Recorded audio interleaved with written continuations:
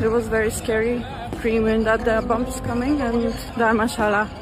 ভারতের পর পাকিস্তানও পাল্টা আক্রমণ চালিয়েছে ভারতের বিভিন্ন জায়গায়। তাই তো গতকাল পাঞ্জাব এবং দিল্লির ম্যাচটা শুরুতে মাঠে গড়ালেও হঠাৎ করে ফ্লাড লাইট অফ করে ম্যাচটিকে বন্ধ ঘোষণা করা হয়। কর্তৃপক্ষ থেকে সকল দর্শকদের বলছিলেন দ্রুতই মাঠ ছেড়ে বাড়ি ফিরে যেতে। এ সময় অনেকটা ভয়ই পেয়ে যায় আইপিএল এর chair leader.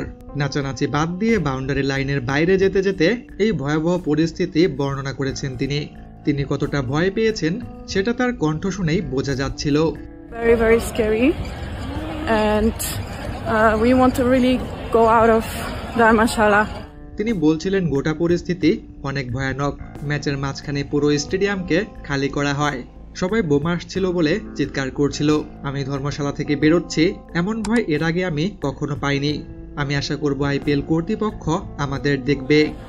Everyone was just screaming that there are bombs coming and Pakistan তাদের পিএসএল কে আরব আমিরাতে সরিয়ে নিয়ে গেলেও আইপিএল কে অনির্দিষ্টকালের জন্য বন্ধ ঘোষণা করেছে বিসিসিআই।